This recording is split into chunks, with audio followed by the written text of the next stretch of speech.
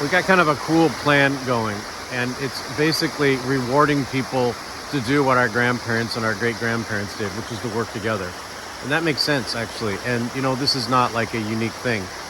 In Singapore, they realized that because people were having a difficult time sort of balancing the home and the work, they just biased more towards community kitchens, to the extent that a lot of the newer homes aren't even really built with kitchens anymore, because they just eat with each other, which is actually better for their well-being. And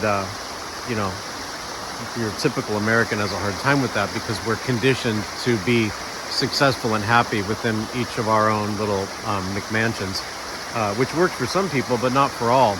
And so we end up in a situation where we've got like a kind of a cool solution for those who are wanting to sort of bring their family back together, or whatever nonprofit wants to do that or whatever. But I'd say that the thing that we see the most are people who just want to bring their family together. And again, the way that it works for us is we've got a box that prints money.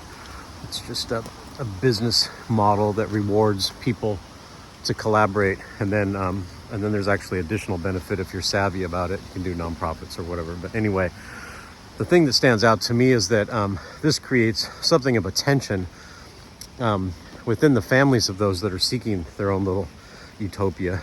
And I think it's because we're supposed to make it work within the existing system. And if we don't, then it's registered as it's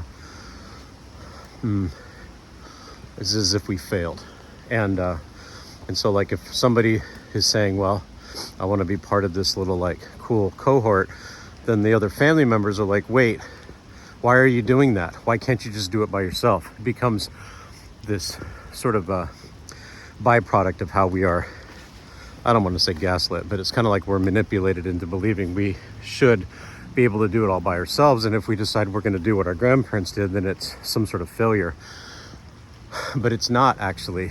And I don't think it's beneficial to try to change anybody's mind. It's actually a waste of breath. So anyway, it's really not that complicated. It's not that hard. The hardest part, it turns out, is that we have our own internal programming around how we should be able to do it without anybody.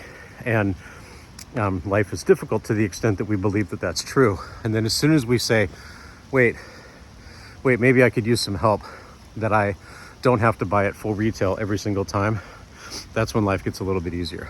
And that's really all we're doing. It's just that. It's raining. The creeks are full. The deer are watching me.